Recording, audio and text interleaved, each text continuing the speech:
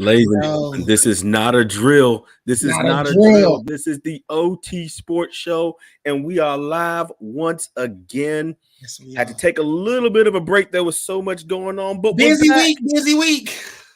We're back. Gotta be back just in time for the Final Four once again.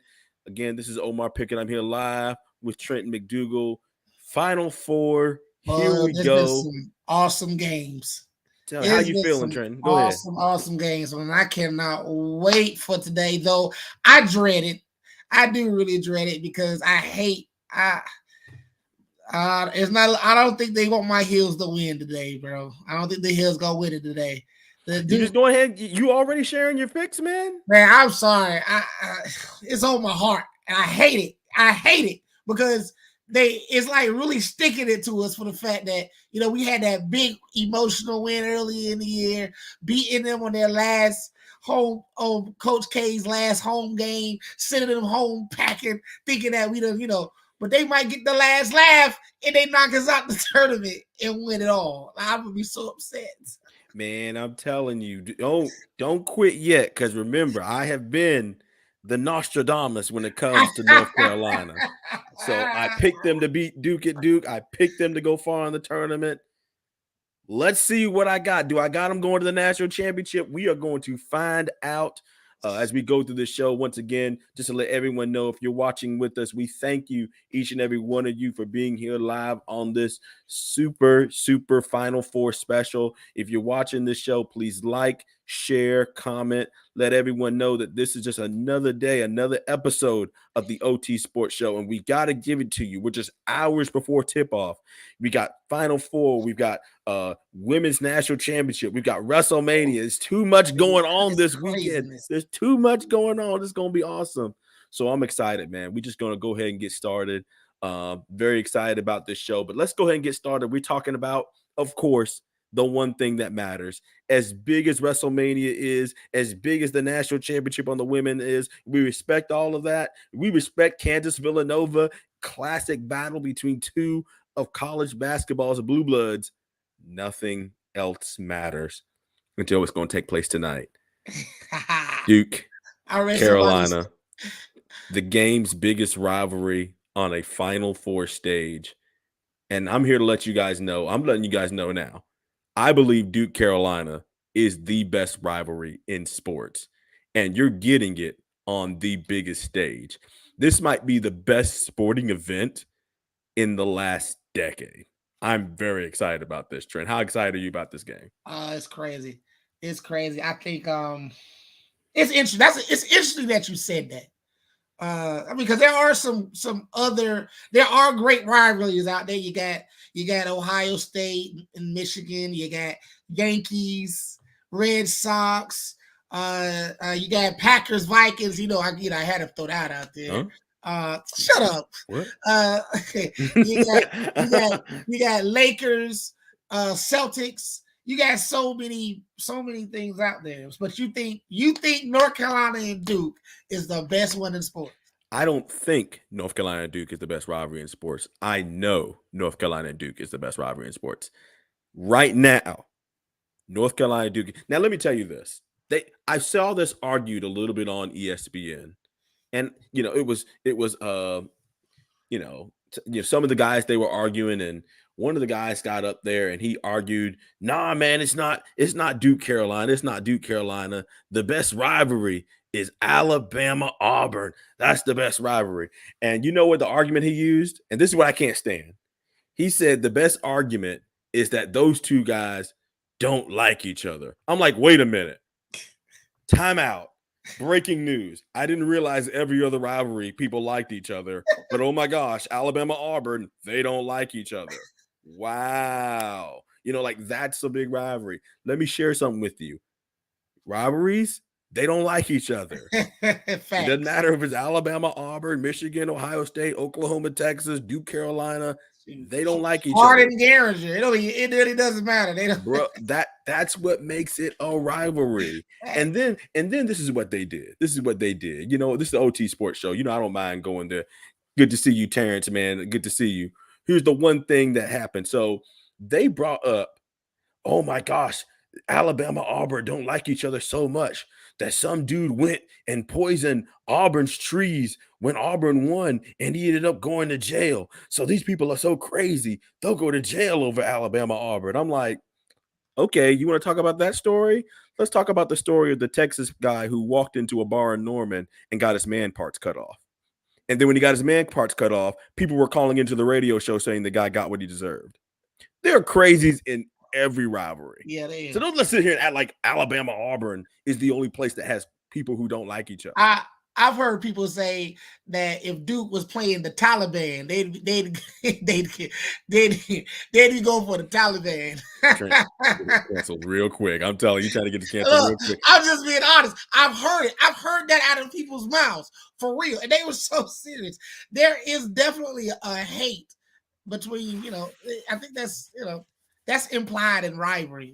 People. I can't tell you how many times I don't even have to be watching college basketball. I can just get on Facebook and I see www.didDukeWin.com. That already let me know Duke lost because Carolina fans got it. And then if Carolina loses, Duke fans are going to let you know. Yep. So it's a serious rivalry. So, yes, I understand that a lot of rivalries don't like each other, but Duke Carolina is the best rivalry. And let me explain why.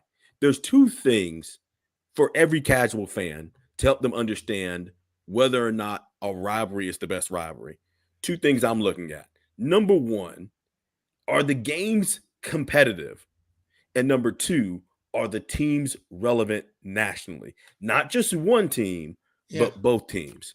So let's say if you look at, Oklahoma, Texas, you look at Ohio State, Michigan, you look at Red Sox, Yankees. In fact, another thing that was popular was Red Sox, Yankees. If you asked me 15 years ago, when you had Pedro Martinez throwing that 70-year-old man on the ground and, he had that sort of thing, it was Sox, Yankees. Yo, that was bonkers, though. To his leg.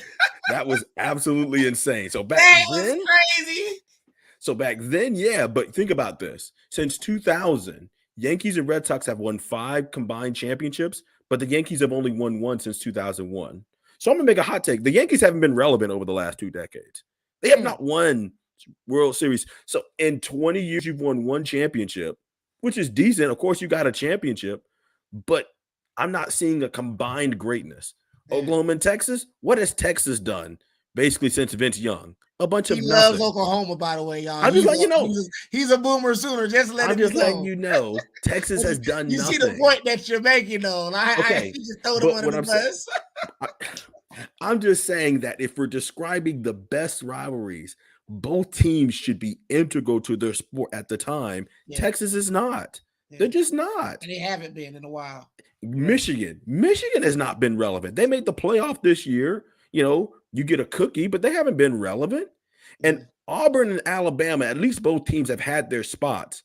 But let's be honest, like again, once I said, how competitive are the games? Since Nick Saban has arrived, Alabama's 10-4. You know what that means? I can miss the game. I pretty much know who's going to win.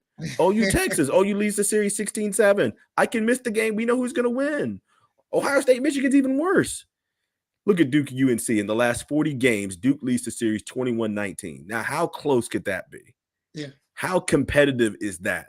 Yeah. And then you look at Duke and UNC has split for 6 national championships, 3 each, which means it's not just one team carrying everything.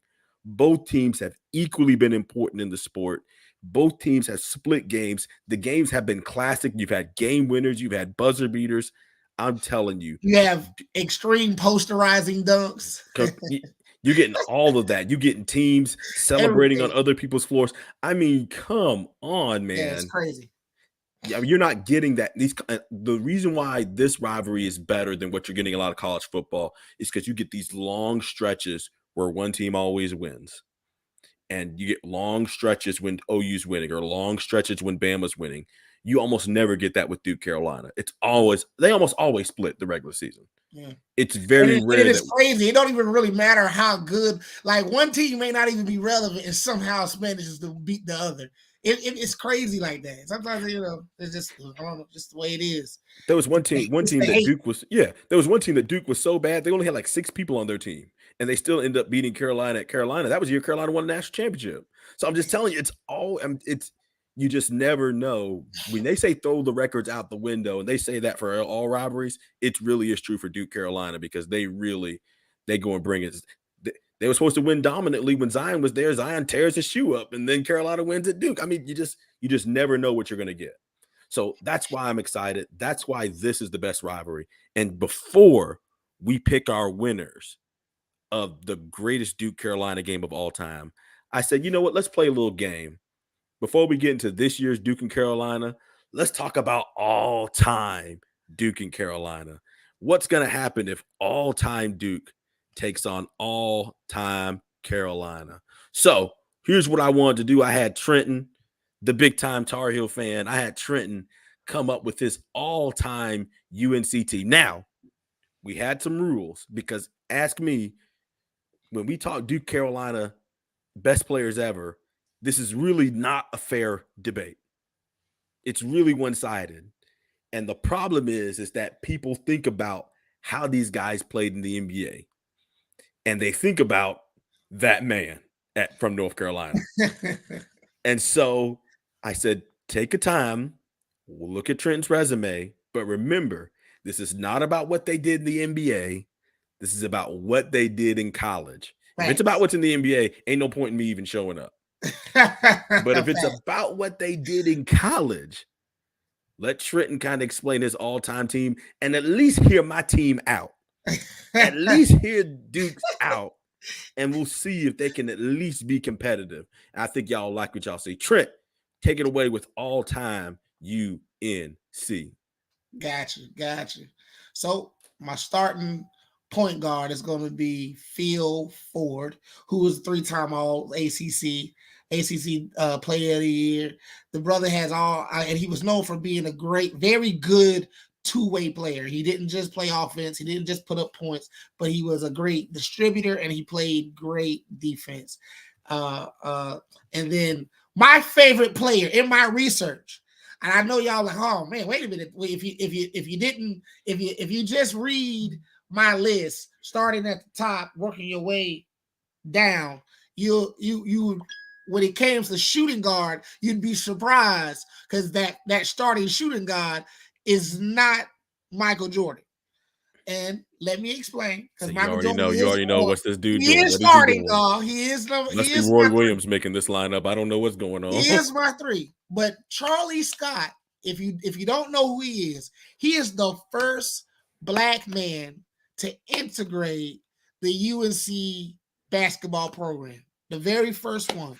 And when I tell you, y'all, this dude lit it up there. It was such a wonderful story. I can email you the link if you ask, but it was a little special, and it really was highlighted because he just recently actually got inducted into the Basketball Hall of Fame. But the young man, y'all, he scored. If you look at his numbers, I want to say he scored over 20 points for 2 years. I think his last season, he averaged 27 points his last season. When you look there, he really won those accolades, but he really deserved others. But because of course, the bias in voting, because you were voted on by the writers and those who were, in the area, he did not get really the favoritism that he deserved because of, the color of his skin. And that's what it was. You sure those people weren't totally unbiased when they were doing those things? Yeah, bro, it was crazy because I mean they talked about a lot. That one of the things where I really love, I just love me some. The more I hear about Dean Smith, the more I love him. Like there was one thing that they used to do at UNC, and that was play the Dixie song, right? And they were known, and this was a known thing, and it was really thought about and kind of like echoed in the background. People were saying, "I wonder how the Black guy's gonna react when he hears the Dixie song being played." And what Dean Smith did, he was smart. He said, you know what? After warm-ups, y'all go to the locker room. So he said everybody, so he wouldn't even have to deal with it. Go to the locker room. So every time, every game, every home game, after warm-ups, the whole team went back to the locker room together and they waited. And isn't it amazing the NFL couldn't have just done that with the whole Kaepernick situation? But I'm just gonna Gonna let that Silly, go. right? I know, right? Maybe. And good look, and he's one person. He made that decision. I know, right? Mm-hmm. They got a whole group of people probably that have input, and they couldn't. Okay, but yeah, Mm-hmm. so I love Charlie Scott, man. He was a great, unstoppable, y'all, unstoppable scorer. You want if you really want to look at put it this way, he averaged more points than everybody else that I have on here. And on there's some older guys. Let me be honest. There are some older guys that we don't know about at all that are from like the 50s and 40s. And North Carolina's been around forever. Now, I'm talking about cats that average like 28, 27 points a game, but we know that the ball back then was different. They was dribbling and looking at it the whole time for the most, so it's different. It was different back then. So it's more like modern era what we're talking about.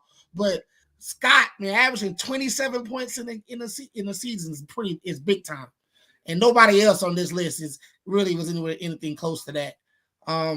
But yeah, he was a hooper, so I had to put him at number 2. Michael Jordan, of course, no explanation needed. He's number 3. Who's that guy? Who is that guy? I'm not quite sure who that is. Y'all might not like this, but if me, this was really not like me. I was in college at this time with Tyler Hansborough, and that was my guy. So, and if you really look at his stats, y'all, he averaged his lowest average was 18 points, and that was his freshman year.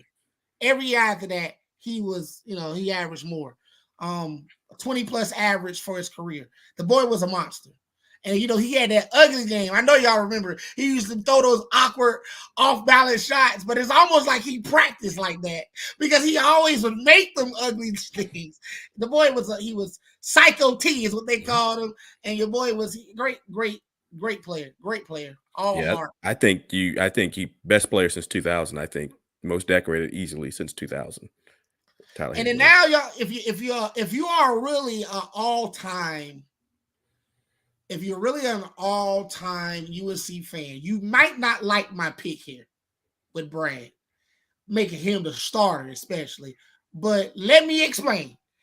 I know Perkins is out there. I get it. I know you might like Perkins, but the fact of the matter is I just felt like Brad had a better senior year than Perkins did. And I really was. That's what I really saw. That he was bigger. I like that he was taller. He gave me a little more height to work with, being a true 7-footer, and that's why I put him up there. I made him my starter rather than Perkins. All right, let's get into the rest of your team because we didn't just do starting 5 like ESPN did. We did the rest of the team. So go ahead and break it down. Raymond Felton, that was our boy. Best. He actually won the best point guard year of the year 2005. He had that championship. That's that stack year with Felton and May and them. I loved them. Love that. That was my team. Wayne Ellington. That was Danny Green. Yeah. That was a great year. Stackhouse. We all remember Stackhouse, boy. Stackhouse would dunk on you. He had that iconic dunk that everybody do where he goes when he jumped and went under the rim and came on the other side and did that dunk, that reverse jam. Antoine Jameson was I must admit, I almost forgot about Antoine, and I had to repent when I saw, and I was like, oh my gosh, because I had Bob McAdoo right there initially, and then I was like, oh snap! But what about Antoine? I went and saw his numbers. I didn't realize how big he played either. He averaged 19 for his career, so Antoine was no joke. And then there go Big Sam Perkins right there. So yeah, we're gonna that's my squad. That's my squad. The talented. It's hard because there's still other guys out there. There's still Rasheed other Wallace. With Vince Carter. Yeah, Vince Carter. Yeah, Vince Carter. Yeah, Vince Carter. Vince Carter just really part of it with Vince Carter. Vince Carter didn't have numbers like these guys did. Even if you take his best performance, because he was only there for 2 years. His best performing year in that second year still didn't even compare to Jerry Stackhouse's second year, because Jerry was only there for 2 years as well, but he averaged 19 his last year. Stackhouse averaged 19 his last year. Meanwhile, Vince only averaged 15. And yeah, man, Lawson was Yeah. another one. I'm shocked you don't have Lawson It was on a here, few man. guards out there that I just was I was juggling, like who I'm gonna make my backup? Who's gonna make up my backup? But I remember Shammond Williams and Ed Cota. I mean, and a lot of people's lists, if you go look, there's so many people on the top 50 list for most people when they do it. So I was, that was a hard point guard was hard. And James Worthy, man, because I knew I had to have Jordan starting. But if I would have chose not to have Jordan starting, James, and put him at my backup two, then of course James Worthy would have been my starting three. But I'm pretty sure Jordan played three at some point in some game. He got to go in at three. And I believe, just to note, a lot of people remember Jordan hit the game winner to win the national championship, but I'm pretty sure James Worthy actually won the most outstanding player of that tournament. He was nice. So just something to keep that in mind when people people think about don't remember that, but Worthy was the man. Mm-hmm. Worthy was the man. For real. Okay. So, I mean, as we all can see, this Carolina team, of course, we know about their talent. We know what Carolina has to offer. They're very, very good. And, they got MJ. I mean, what else do we really need to say beyond they have MJ? That really just kind of ends it, to be honest. But let's say if I got Coach K and I've got to figure out how I'm going to build a Duke team to beat Carolina. Number one, we got to stop MJ. How are we stopping MJ? That's question number one, because that's what's on everybody's mind. So on my mind, if I'm playing and creating all-time Duke, I got to have a team that can defend and also a team that's clutch. So let's get to my squad. I'm starting out with the best point guard, in my opinion, in Duke history, and that's Jason Williams, national champion, college player of the year. Jay Will was the man, bro. Yeah, two-time All-American. The man this senior year led the league in scoring, was second in assists, and shot 44% from three. And we all remember that miracle minute when they were down 10 against Maryland on the road, and he came back to tie the game. Like, just absolute leader. That's who you guys want kind of running. So if I'm taking on Carolina, I want the best leader I can get at that spot. And I feel like that's who I'm getting. Now, how are we stopping MJ? That's the question. Yeah.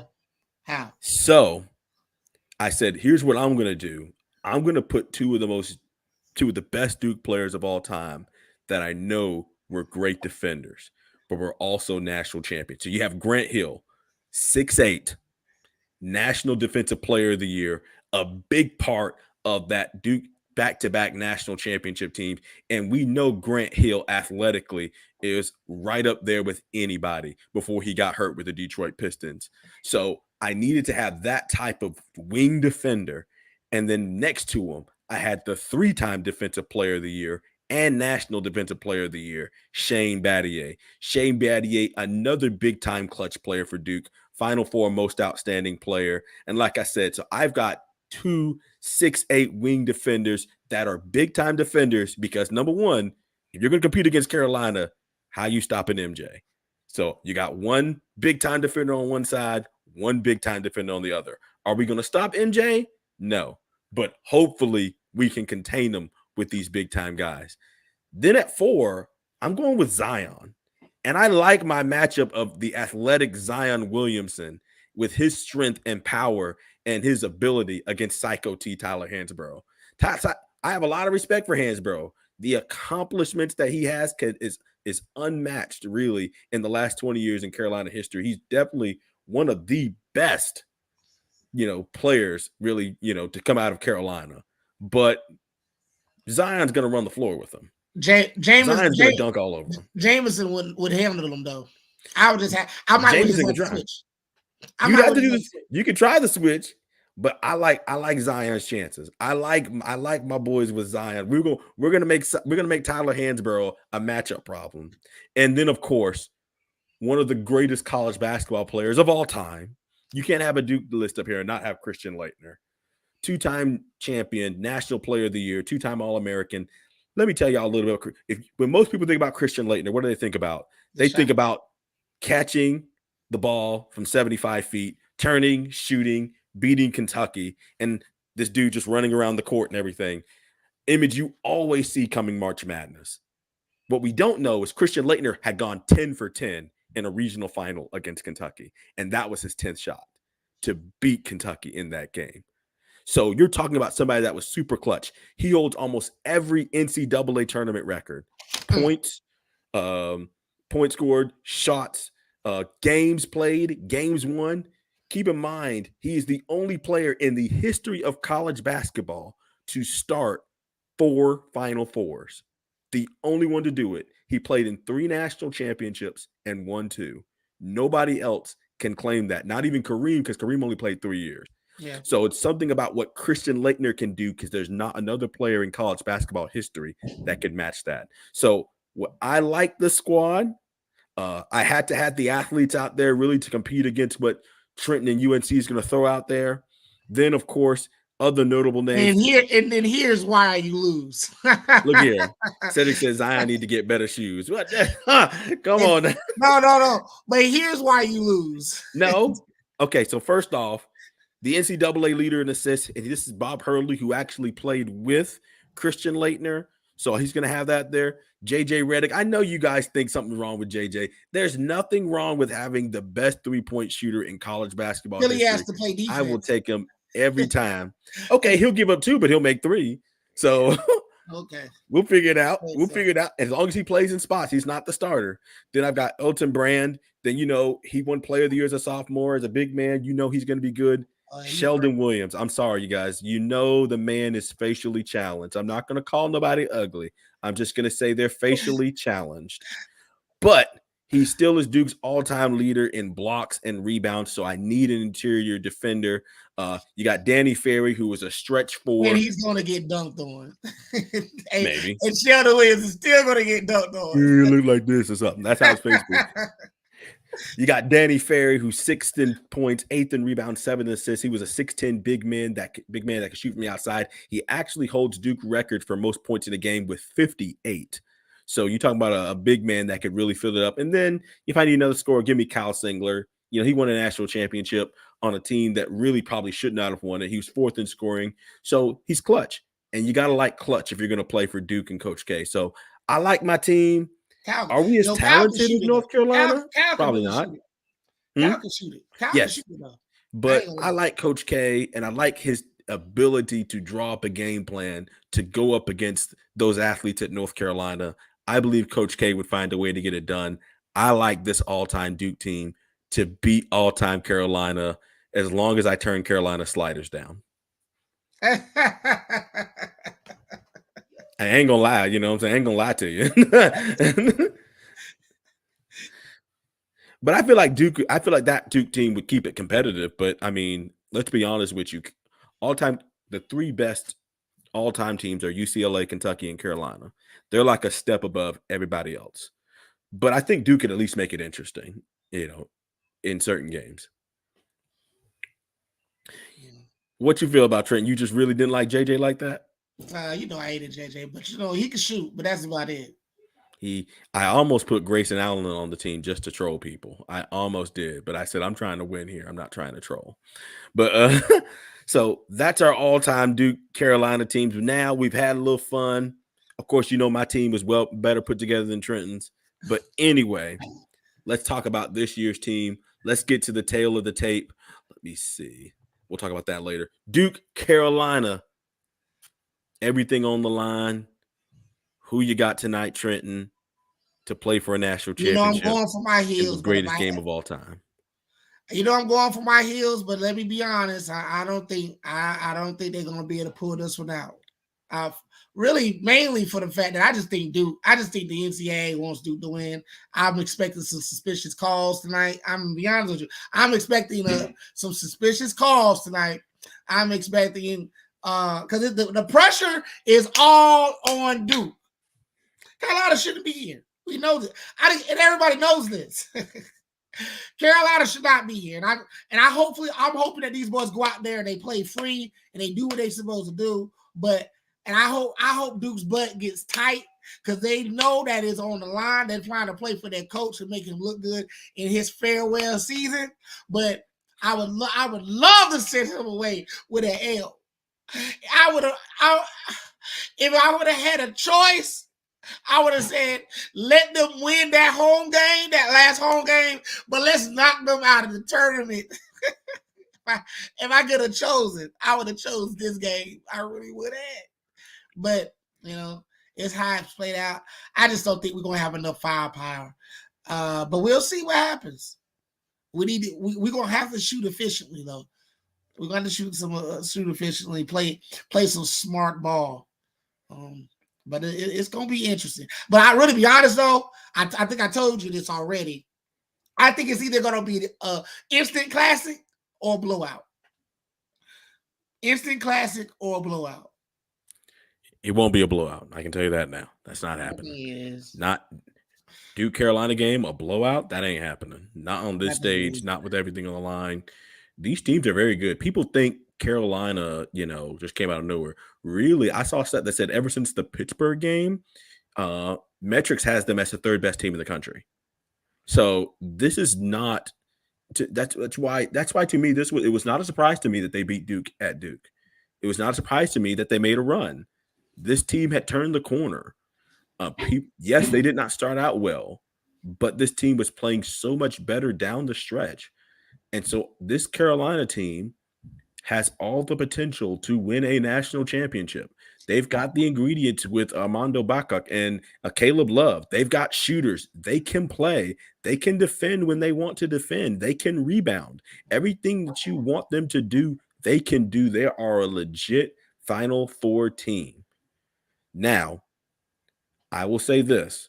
I called them beating Duke at Duke. I called them making a deep run. I think Carolina's going to play well today, but I think Duke's going to win. I think Duke will win it close. I think if the issue I have is that my whole thing, I will say this, and maybe this will surprise some people. I'm more shocked at Duke being in the Final Four than Carolina being in the Final Four. If you told me before the tournament who would more likely make the Final Four between Carolina and Duke, I'd have said Carolina, and it would have been easy because I saw how Carolina was playing, and we saw they turned the corner. Duke looked like not a very good team. I was convinced for the entire month that this team was not going to make it out the first weekend. And if anything, if they were going to get tight, if they were going to get nervous, if they were going to, choke up, that should have been against Michigan State in the second round because Michigan State had them. That should have been against Texas Tech because Texas Tech had them. They didn't get nervous against Michigan State. They didn't get nervous against Texas Tech. I don't think they're going to get nervous against North Carolina. I think Carolina, by beating them, was the best thing that could happen to them, and it really kind of shook them up. And I think this team is going to be focused this go around. It's going to be a close game. I think it'll be a close game until the last 4 minutes, and then I think Duke pulls away late. So I've got Duke winning a close game, but a very good game. That's how I see it. We'll see. All right. So, there is another Final Four game we might as well go ahead and get to. So we're going to go ahead and talk about the other game, Villanova and Kansas. Let's go through the tale of the tape between Kansas and Villanova. Of course, Villanova, lost their second leading scorer late in the Elite Eight game. So that's going to be a big loss for them. Jay Wright is going for his third national championship in the last 6 years. So as much as we're talking about Dean Smith and Roy Williams and Coach K, don't sleep on Jay Wright being amongst some of the best coaches of all time. And then we know the consistency of Bill Self in Kansas.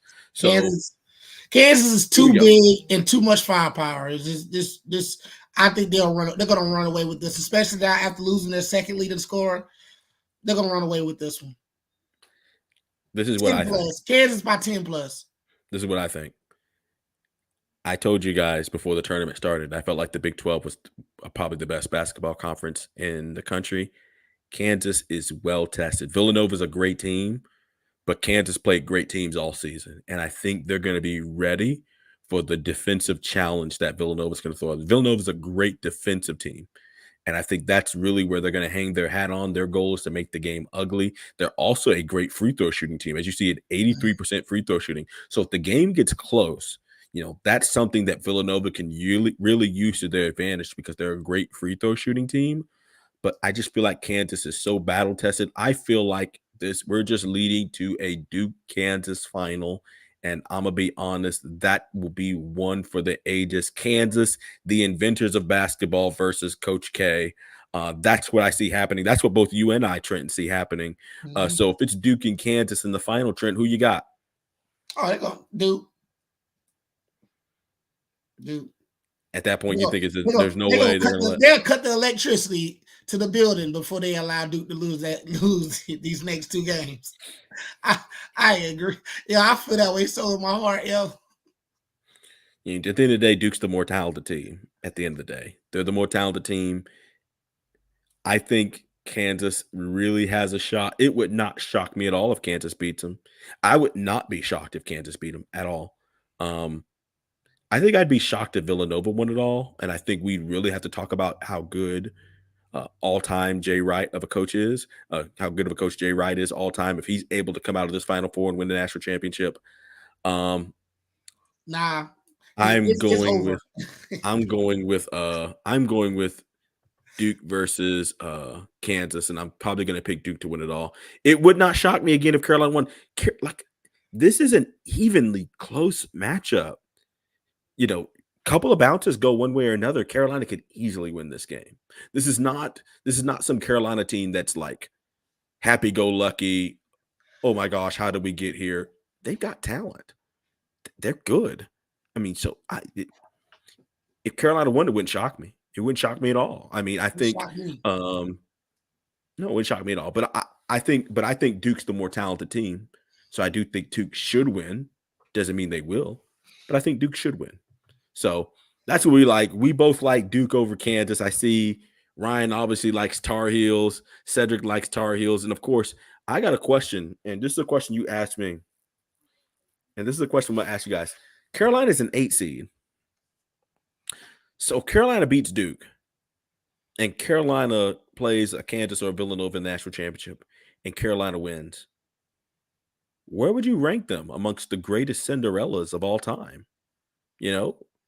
Do you think they would be amongst the greatest Cinderellas of all time? They would tie for the lowest seed ever to win a national championship. Do you think, what would be the story of the season? How would you feel about that if you turned around and saw that Carolina won it all? Trent, what would be your story to that? I would consider it a Cinderella season. Though I get the point that I understand that they are a name program that has a name, but I really don't think they were that good this year. I just didn't think that they didn't play that well. They did, like as you say, yeah, they turned the season around and they did produce those like that last fourth of the season. But I don't know. I still consider it a Cinderella story, just based on the seeding. See, I'm with you, Ryan. Ryan, I'm with you. I think it's a great story, but I will never call Carolina a Cinderella. Unless they're somehow was like the 14 seed because they went 3-13 in the season or something. I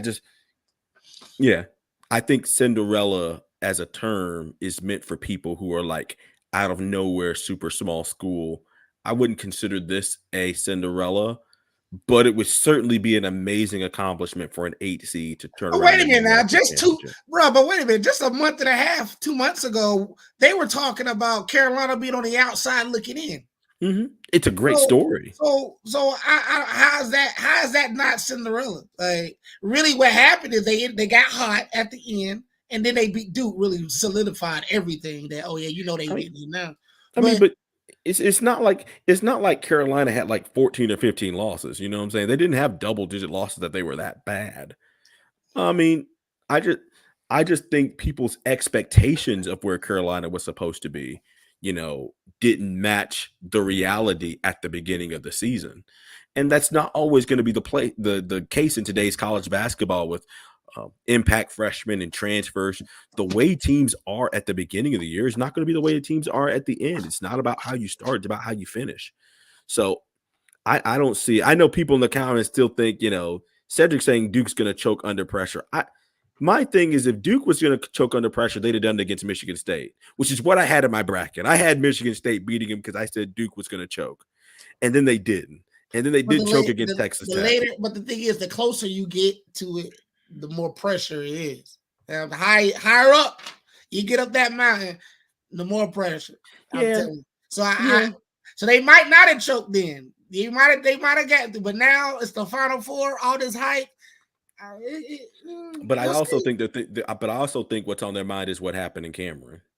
I think Yeah, what happened in Cameron is on their yeah. minds big I would time have. too. I would. So That's why I say I would have much rather lost that game and won this one.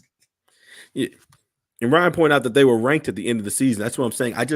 The way Carolina was playing at the end of the year, you saw them turn the corner. Yeah. That's why I wouldn't. They started bad, and that's why their seeding was low. But I really do think that this team had everything, had the ingredients, and all they had to do was get past Baylor. Once they got past Baylor, everything opened up. Especially with no Purdue, no Kentucky. Really opened up everything so that we had a chance to, um, get to this point and have a chance to potentially play for a national championship. So let's do this real quick. We were talking about Cinderellas and how I don't think Carolina should be a Cinderella. Trent, you think Carolina, if they won it all, should be a Cinderella. We got to talk about in the spirit of St. Peter's and everything that they did, um, being the first 15 seed ever to make the Elite Eight. We asked each other, what's the greatest Cinderella runs of all time? Because, of course, ESPN will tell you what they think it is, but, what should truly be the greatest Cinderella runs of all time? So I'm going to go ahead and start with you, Trenton. Best Cinderella runs ever. You go ahead and share with us your list. I got Villanova, 1985 Villanova 8 seed. They won the championship. They beat Dayton, Michigan, uh, Maryland, UNC, Memphis State, who becomes Memphis University. This is before Memphis University was actually Dayton Memphis University, and Georgetown to win it all. Now get this. So at the time, at the end of the season, Georgetown was number 1. They beat them. Michigan was number 2. They beat them. UNC was number 7. They beat them. And Memphis State was number 5. And now that's not their tournament seedings. That's what they were ranked in the nation. They had to go through all those teams to In win the it AP all. poll. In the AP poll or the coaches poll? Yeah, AP. Okay.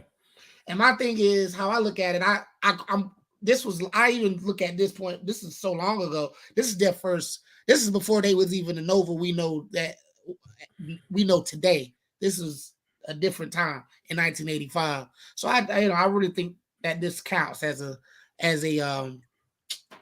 Cinderella story. Okay. Okay, so you have Villanova number 1. Who else you got? You got George Mason number 2. George Mason number 2. Yeah. Right in front of me. My bad. And then they were the 11th seed. They lost in the Final Four. That's probably the most recent one because I remember that I was in college and I remember going crazy about that. That was wild. Then you have Butler at I got Butler at the in 2011. I have that one because that team didn't have any star power on it and still managed to get all the way back to the championship. And they lost, but that was the year of the Kimber. So, it just is what it is. And then Loyola, Chicago, I got them in 2018 as 11 seed. They lost in the Final Four. And then my favorite, which, not realistically, maybe don't. This is not my list. I just want to make sure this is clear. This is not my list. This is Trenton's they list. might not really. Nobody try me. This is just my team. I enjoyed this run. I didn't go there, but I went there.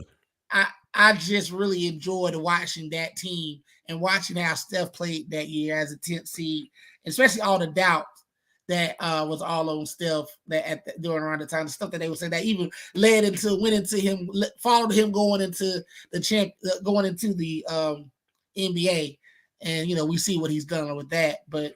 At this time, making it all the way to the Elite Eight, showing that he belonged, showing that he was a true hooper, and losing. Hold on, real quick. Could you give me your name real quick? What's your name? What's your name? This person right here. Yeah. So this isn't Colin Coward, right? Ah. This isn't Skip Bayless. This isn't Nick Wright. This isn't That's so Sam disrespectful. Acho. This isn't It's Ryan so Hollins. This is disrespectful. not someone coming on the show to purposely troll. This is Trenton McDougal. Look. Okay, That look. does not Another have thing. Another thing. that Look. does not have 15 seed St. Peter's being the lowest seed ever to make the Elite Eight is not in your top 5. I just want to make sure this isn't Skip Bayless staring at me. Look, my issue with this team was that I just feel like this was a down year in basketball. I just really did. I'm just being honest. I just did. I look at the teams they beat. I just wasn't impressed. I just wasn't impressed by them. I just wasn't. I mean, I was impressed. Skip. No. I was impressed by them, but I'm just talking about the teams that they beat. I just think this was kind of just a weak year. You know, good for them. They caught the teams with the having an experienced junior senior class. You know, they did well and they played well. They ain't taking that from them. But I mean, looking at that Davidson team, I don't know. I just like them better. But also, I need a red card. I need a red card. I need a red card immediately. Also looking at this, like I said before, Davidson beat the 24. Red card. There you go. Red card. Get out of here. I had to get on my cell phone. I was not prepared. Red card. Davidson beat a 24 ranked Gonzaga, a 3 ranked Georgetown, and a 6 ranked Wisconsin team to get there. I just, I liked it. Bro, I was on that team. No, that team is not. No, Davidson in the top 5. Yep. And not St. Peter's. Yep. Wow. I mean, I enjoyed that run. I tell you, I mean that run was awesome. But I mean, okay, let's talk about my list. But you guys see, that's not my list. On my list, I don't have Davidson on there. I just want to make sure it's clear. It's my favorite in my heart, but if I had it, I'm being biased. So we're gonna talk about my list. I'm starting 5. Trenton went with 2011 Baylor. I went with 2010 Baylor. I'm gonna go with the Butler. I'm gonna go with 2010 Butler because I know they were a higher seed, but I believe the first time you do it is when the real shock happens. I think doing it back to back, I think it was still impressive, but they lost their star power that year, man. But my thing is, Gordon Hayward was not seen as a star going into that tournament. You know, nobody at Butler was seen as a star going into that tournament. He made his name off that tournament. So the way I view it, that team making as a small school, making it to the national championship, playing Duke, getting to a point, having almost a lead with a minute to go, half court shot to win the national championship. So storybook. To me, that team belongs on Cinderella because of how small that school is, the nature of Butler. Like, what conference is Butler in? Okay, thank you. So that's what I'm saying. It's like no one really knows about them. They were small at the time. We just couldn't see it. It was unfathomable. So to me, I've got Butler at 5. 4, I have Villanova. Yes, they won a national championship, but they were still in the Big East Conference. And in my eyes, if you're in a big boy conference, I don't really consider you as a Cinderella as high. To me, Cinderellas are smaller schools out of nowhere that people haven't heard of, not schools that's going to be in the same conference as Georgetown. So like if a team from the ACC or a team from the Big 12 won the national championship, I wouldn't consider them a Cinderella. I would Boston College.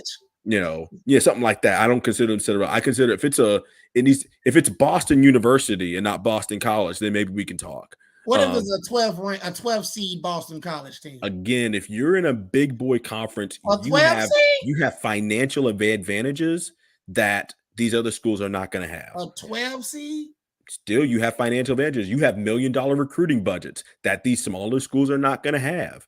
You're going to have more access to better players than these smaller schools are going to have. That's the difference. That's the difference between playing in the ACC and playing in the AKC. You know what I'm saying?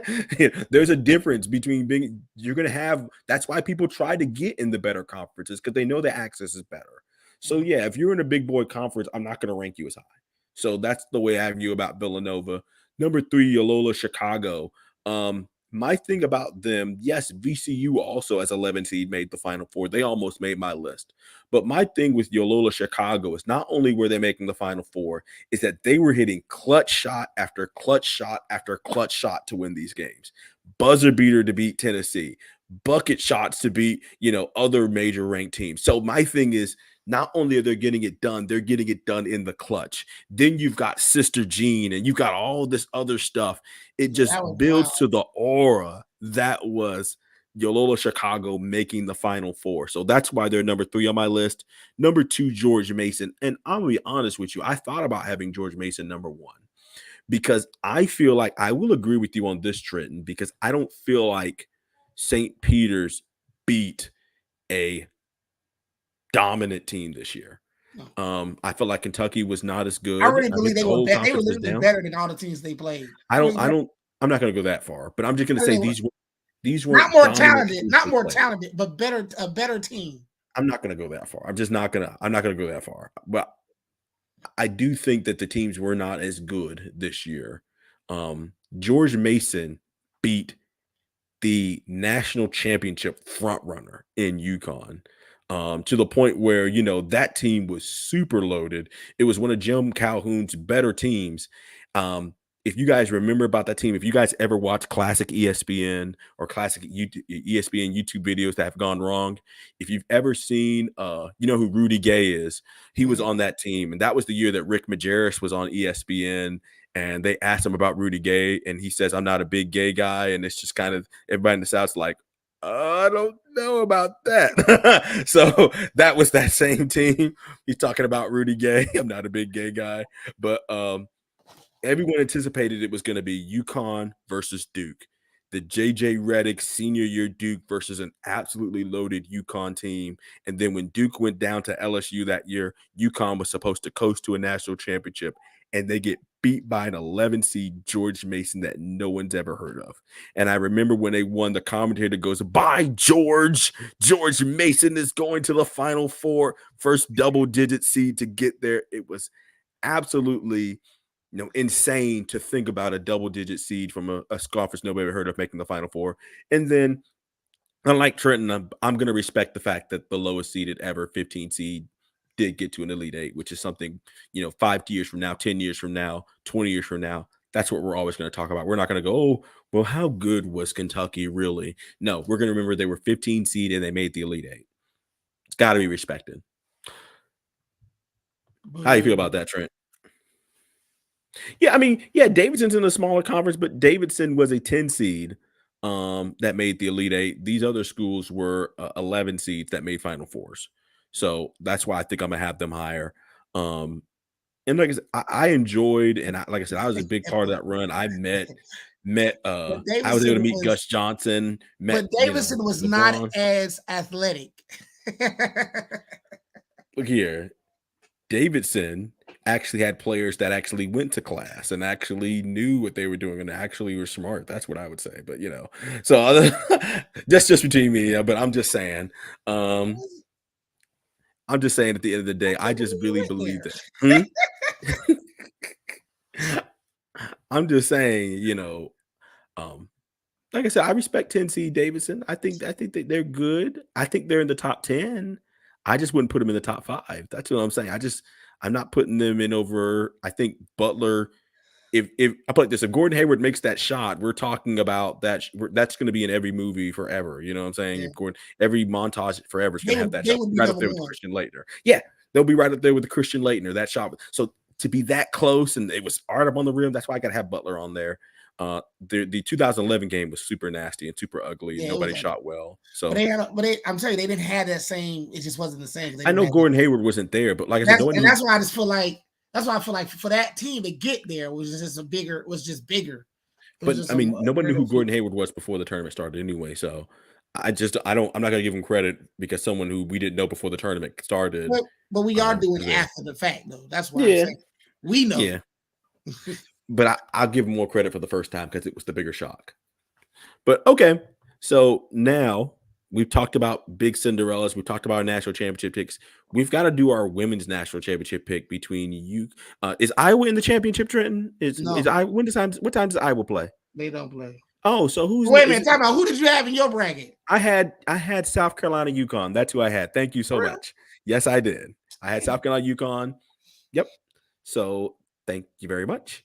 So we have South Who Carolina, did you have winning? UConn, South Carolina, of course. The Okay. Fighting Dawn Staleys, Well, I'm gonna absolutely. say, I'm gonna go ahead and say Rise of the Evil Empire. I'm gonna say UConn's taking it. Oh, doubt sister girl all the way to the end, won't you?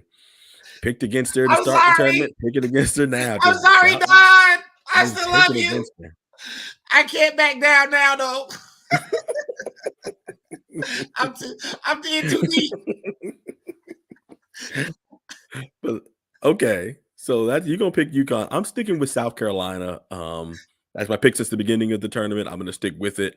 I really do believe that their best player, Aaliyah Boston, won Player of the Year. She won Player of the Year and Defensive Player of the Year. That's Like that's crazy. bananas. She is 6'5". She is dominant. The way she dominated against Louisville, and UConn's missing one of their better defensive player, their better post players, is now out with an injury, playing in this national championship game. Oh yes, I like South Carolina. Yes, now Paige Buckers is bad. She's bad, and she played the game against NC State. Oh Was yeah, she took over. She took man, over. Took that over. game was one of the best games, women's basketball games I've seen in a while. Double Yo, overtime. It was so. I mean, it was great. It was she great. she has been as good as advertised. Yes. Because I Yeah. remember her high school highlights, she was just doing cats up, making them ladies look like. And that game, that was her true coming out party right there. She would say, "Oh, I am here, and I am who they said I would be." So Now she was we'll injured see from that. and she was injured for most of the season, Yeah, so that played a role in how UConn is. But she's here. This is UConn. They're coming for it. yeah. But I'm taking South Carolina. I'm picking the way South Carolina plays defense. Oh yeah. UConn having an injury in the post, and That's the Aaliyah thing. Boston going right at it. They're gonna have to so it's gonna be that's the question. Are they gonna be able to generate that that offense? But you know what? You're right though. That Boston girl. Woo, She, she bad. woo, She is bad. And so woo. this is gonna be a so please. I know. Please make sure y'all watch this game. I think it's gonna be awesome. I'm going with, like I said, I'm going with South Carolina to I'm get the going with you, W. Con. Going Trent's going with UConn, of course. The He's evil empire. picking against us as usual. That's The Trent. evil empire. So thank y'all so much. We've got about 2 more topics to go. Once again, if y'all like what y'all been seeing, make sure you like, subscribe, follow, share. Got 2 more topics I really want to talk about. First thing I want to talk about, and I'm really going to let Trent take the lead on this. We got to talk Gonzaga. We got to talk Gonzaga. First, we're going to talk about the player. Then we're going to talk about the coach. Let's talk about Chet Holmgren. He did not. People have him going pro. People think that Chet Holmgren could go in the top 3 in the draft. A lot of people like his potential. So I want to know, is Chet Holmgren going to be a star in the NBA, Trenton? You know what? I'm gonna put it this way. I think the kid is going to be somewhere between Hedo Turkoglu and Chris Porzingis. I think he's going to be somewhere I think in you need to that clarify Porzingis pre-injury. pre-injury. Yes. Yeah. Yes. Well, actually, though, Porzingis is I mean, he's still putting up numbers even today. Like I don't know if he's playing right now, but when he has played, like you look at his averages right now, they're pretty high.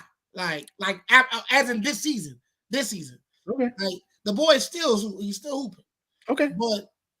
But so I'm saying like but yeah, pre-injury without the injuries, I'm saying he's going to be somewhere in between that. And just to put it numbers wise, you got he who averaged 11, 4, and 2.8, and Porzingis averaged 18.9, 7.8, and 1.6.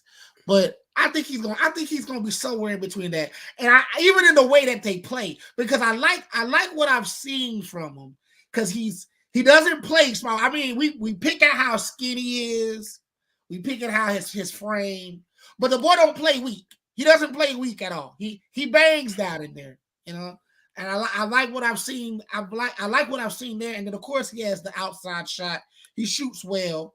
And really the times that he's disappeared, like in the tournament, wasn't because of his poor play. It was fouls.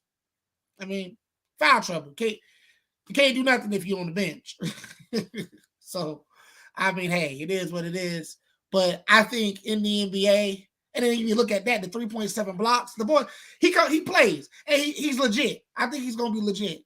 I'm expecting him to be a 15. I'm gonna put this on. I'm gonna say he's gonna be a 15-8, 15-9 guy with a couple blocks. Yeah. Okay. Yeah. And assists, and a couple of assists as well. I think the NBA style of play, he's gonna even become a better distributor. I also think that when we look at Chet Holmgren, I think we look at I'm sorry. I'm just gonna be honest with you, and this is insulting. The first thing I thought was Sean Bradley. I'm just gonna be real. That's the first thing I thought. Goofy. Tall, super skinny. He's in the post, but will he really be able to command the post? Then I really thought about it. The game has changed. The game is not played like it is in the 90s. It's a more open game. And if you can shoot and you could defend, it's no, this isn't the game anymore where people are just throwing the ball in the post and you've got to be 285 to 290 pounds to play. They don't play like that anymore. People are shooting threes, they're spacing the floor. I think the game is more built in a way where Chet could play well. So I believe it was the 90s NBA, this dude would be, it's not going to work. Today's NBA, with how the game works, he can absolutely flourish because he can shoot from three, and he still is a good enough defender. You see, he's averaging almost 4 blocks a game, and he was getting blocks even against, when he's played against, other guys like people from Arkansas. So I still think he's going to be a good defender. He's got a lot of length, and the NBA these days are about length as much as about height. And if you got really good length, you can be a really good defender. My thing is, can he get at least strong enough that he's not getting himself hurt? And he gets in a system that really allows him to play open the way he really wants to, he can be a really good player. I think he can be, as good as he wants to be. I really do think so. Today's NBA. What team, like just off top of the dome? I'm not even talking about reasonable team for him to go to, because he could end up top 5 or whatever. But what team would you think he'd be good for, and would actually be set him up well? I just think it needs to be a team that's willing to allow him to stand on the 3-point line offensively and shoot. I'm not saying he's a catch and shooter, but I'm saying a team that is really willing to space the floor. If they try to make him play like a traditional big, I don't think it's going to work. But if they really allow him to space the floor and really use what he can use, and then also allow him to really build up his strength, because I still think, even the best of him, he still needs to get a little stronger in my mind. Of course, he definitely does. He can't play in the league his size for a long period of time. He's got to get stronger. Is he going to get Shaq size? No, but he has to be at least strong enough at the frame he is. He can't be 195 pounds and 7 feet like he is. We need at least 20 to 30 pounds, and that we can at least feel comfortable. If he has a good career and he lasts, I can see him by the time he retires, he'd be like 230. Okay. Yeah, if he got somewhere around there, he could be fine. That's where I really want to see him get to. But I think today's NBA is more open, and it will more cater to his game. And he'll dunk on you too, by the way. He's an athlete. He's not no goofy kid. So I just want to see, in a more open NBA, I think a player like him can really thrive, and I think that's going to be good for the league. So I kind of wanted to talk about that. I think we're both in agreement that we like his potential. He's not Durant. Whoever called him Durant, come on now, come on. But I do like the fact now I would say this. I mean, like, we didn't know Curry wasn't Curry when he was in the league, right? Even handles wise when he was in the college. Like, yes, he could handle. I mean, but not like he does in college. Not like he does in the NBA. We didn't expect that. No, but my thing is he could handle. There were times when Coach McKillop let him run the point along with Jason Richards. But still, though, it wasn't like handling was not. I believe this handling was not a deficiency in his game. I'll put it Exactly. like That's that. what I'm saying. Now you know, Okay. so you know what I mean. So, and if he's able to develop that, I mean, hey, sky's the limit. Durant was scoring 30 a game in college. Yeah, So that's I true want too. to, Chet's averaging 14 against less competition at the WCC. So I don't, but I do like the fact that, I think it's lazy that we almost always compare white players to other white players and black players to other black players. So I like that they tried to compare him to a black player. I like that. Whenever you see a white wide receiver, they're always compared to Wes Welker. They're always compared to Julian Edelman. It's like you don't ever hear you don't hear a white wide receiver. They're like, yeah, that's To right there. They never do that. Like, why No, not? Like, because they don't play like that. why can't they play like a Reggie Wayne or Marvin Harrison? They're always compared to another white wide receiver. Or if it's a white running back, they're always Christian McCaffrey. It's like, come on, guys. Can we get a little bit more creative than just looking at their skin color and making comparisons? That's all I'm saying. So I like that, but that's something I do notice. But okay, so we talked about Chet Holmgren. He's not Kevin I Durant, done but I called think the man Hedo Turkoglu and Porzingis.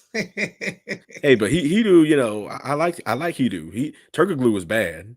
Turkoglu Yeah, was a bad point forward. yeah, he was. But so now we're gonna go from the player to the coach.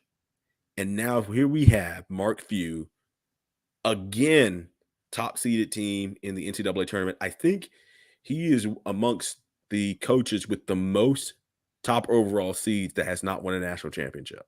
Mm.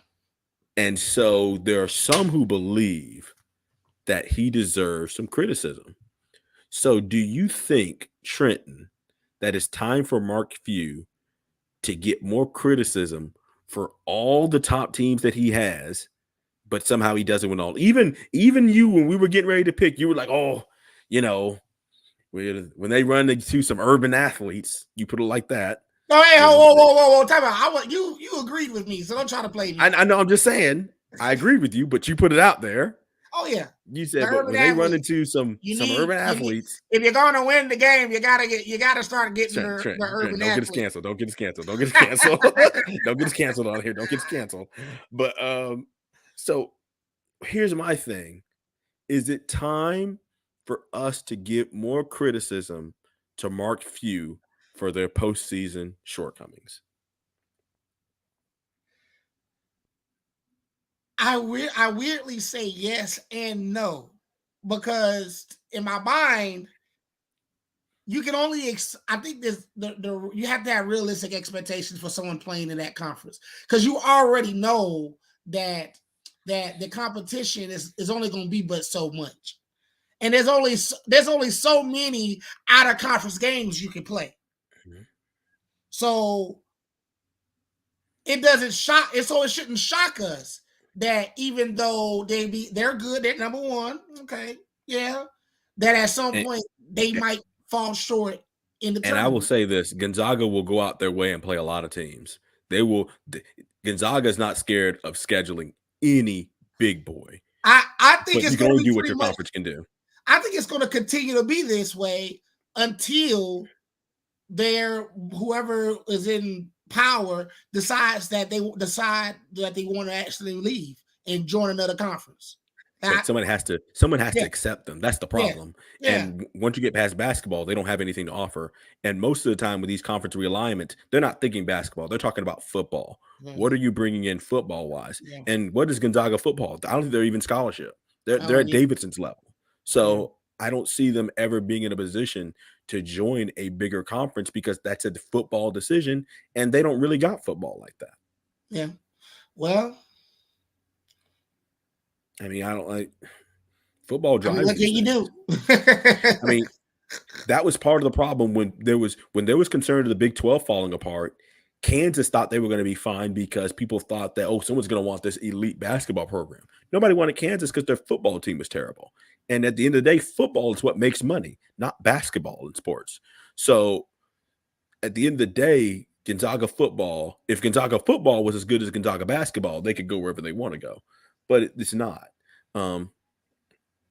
I believe that Mark Few is getting too much criticism.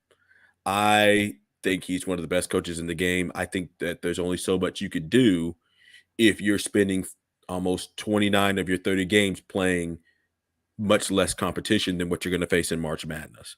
They could schedule as much as they want to schedule, but you cannot control that. And then you're jumping right into probably the only way they could get away with it is if they could somehow schedule all their non-conference games in February and get used to playing them and then play in March. But at the end of the day, it's Gonzaga's going to be like this until the year they get lucky. But at the same time, Mark Few deserves a lot of credit because in my mind, Gonzaga has been very good in the tournament. So I want to show you guys some things since Mark Few has really taken a lot of the heat. Let's talk about recruiting because that's what really matters. Let's look at these 4 charts right here. You've got one chart with 1s and 2s, one chart with 1s and 3s, all top 10, one that's 10 to 20, and one that's 2 top 10s, but the other ones are not very good. So these are the recruiting rankings of 4 major schools.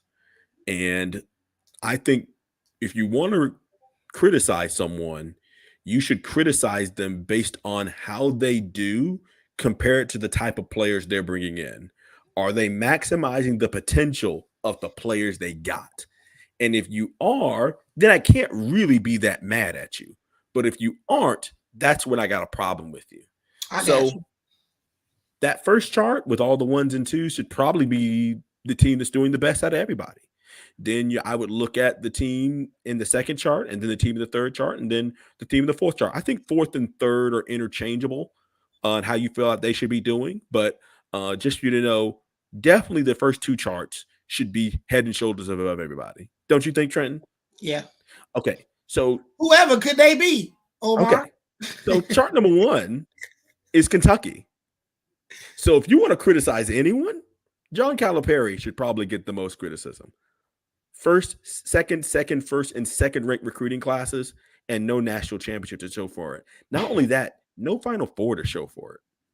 Then you have Duke, 1, 3, 3, and 6. Now, Duke is in a position where they could win a national championship. But really beyond that, right now, the first couple of years, they really have not done anything. The third chart is not Gonzaga. It's actually Carolina. So Carolina not recruiting at the level that Duke is recruiting on. I want to make sure that people see that. But well enough that they're in a position to play for a national championship. You see a team that's doing more with less than what Duke is doing. Then fourth is Gonzaga. So let's actually look and see how these teams have done over the last few years. So Kentucky, a Sweet 16, an Elite 8, then a missed NCAA tournament in the first round. Okay, but with the number one and 2 recruiting class in the country, that's as far as you've gotten. No Final Fours. So if you want to ask me about John Calipari, yeah, I don't mind criticizing him. Duke has had 3 Elite 8s in a Final Four. You had one real bad missed tournament, but other than that, I think at least you're in the top 10. At least you're right there. Yeah. UNC, of course, they're in a position to potentially win a national championship, and that's helpful. I think that number 2 recruiting class they had before, you see the results of that, So, but I think Carolina's done fine. And then you have Gonzaga. You have all Sweet 16s, 2 Elite 8s, and a national championship runner-up. So I think he's performing really where his talent is. And at the end of the day, that's really where you got to give credit to. He has to have an opportunity. Now, of course, in college basketball, recruiting is part of it. Team chemistry. You got to get lucky sometimes in these NCAA tournaments. And I'm going to talk about that a little bit more later. But I really think that Mark Few is doing good with the talent that he's gotten. It's just that we're like, okay, bro, you've been this close. Can you stop Phil Mickelson it and finally win that national championship? And I think, yeah. I just think eventually that name into a verb. Yeah. I just think there's gonna be a year that Gonzaga gets lucky and wins it all. But I kind of want to Trenton, is there anything else you want to say? Because I kind of got one more big thing I want to discuss with Mark Few, but do you want me to go in? I'm good. It's the OT Sports Show, so I gotta go there. When you think of Gonzaga, what do you think of, Trenton? When you think of Gonzaga, what do you think of? What you mean? Whatever do you mean, Omar? Well, we just got to go there. And I'm going to do this in the best way possible. We think of Adam Morrison. We think of, Chet Holmgren. We think of these great basketball players. But usually we think of teams that are mostly white. Yeah. There's an unwritten thing that people won't say out loud because people will feel like it's racist and things of that nature. And of course, it's not our goal. But there's certain people who believe that a team with that type of makeup can't win a national championship these days. I do not subscribe to that philosophy. And I'm not saying that to be PC because I'm hoping not to get canceled. I'm saying that because we've seen this story play out before. In 2009, I want to say the 2009, near the beginning of the college basketball season, Duke played UConn and Duke won.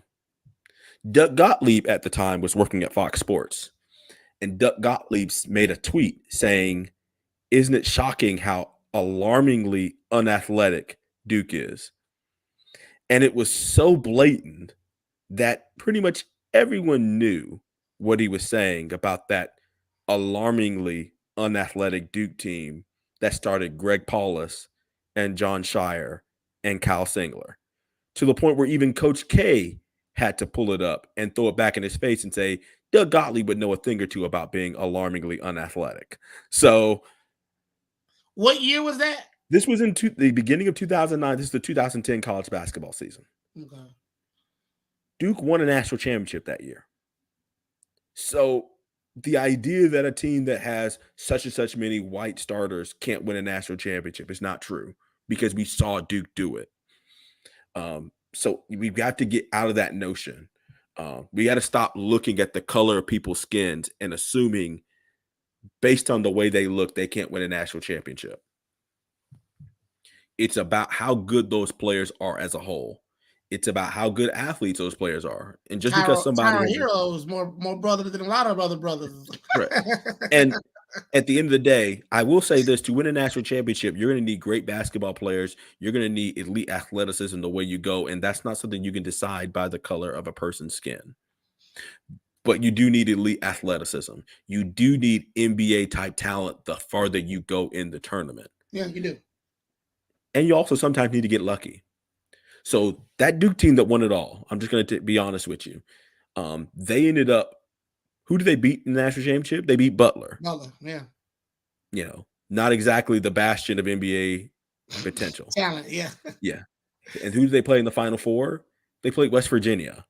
Again, not exactly the bastion of NBA caliber talent. Now, we talking about baseball? Yeah. So here's the interesting thing. West Virginia had pulled the upset of Kentucky in the Elite Eight. Yeah. What if that upset doesn't happen? And that Duke team with Nolan Smith, John Shire, Kyle Singler, Brian Zubik. You remember Brian Zubik, big old Brian Zubik? If they have to play DeMarcus Cousins and John Wall in the Final Four, how's that going to go? It's a massacre. It's a massacre. So in some realm, if you don't have NBA talent, if you don't have the elite NBA talent, you can still win a national championship, but you got to get lucky. Yeah, you do. I think you've seen over the last couple of years, Gonzaga's recruiting has picked up. And once you're at the point where you're recruiting in the top 10, you're starting to have the capabilities of being able to play with everybody. I think the more Gonzaga does it, the more comfortable they will be, and they'll be in a better position to eventually win a national championship. I think they will eventually. They will. I think they will too. But they're going to have to get lucky. They're going to have to get lucky because the conference and everything and the shortcoming with that is they're going to have to really get lucky. But I'm just keeping it real with you. It's not a skin color thing. It's an NBA talent thing. And if you don't have it, you have to get lucky in these tournaments. You can still win it like Duke did. I think that Duke team was that won the national championship, worst national championship team of my lifetime. Worst one of my lifetime.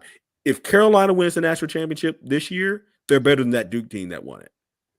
If this Carolina team played that Duke team, I take the Carolina team right now.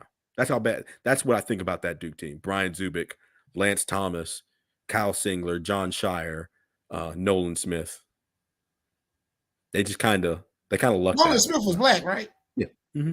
I remember. That's the guard. That's the guard. Yeah. Mm-hmm. He was almost on my Duke team. He was almost there. I picked Singler over him. I almost picked him. He was athletic. He could shoot too, though. Yeah. Oh, those guys could shoot. Singler could shoot. Shire could shoot. Nolan Smith could shoot. Nolan would dunk on you, though.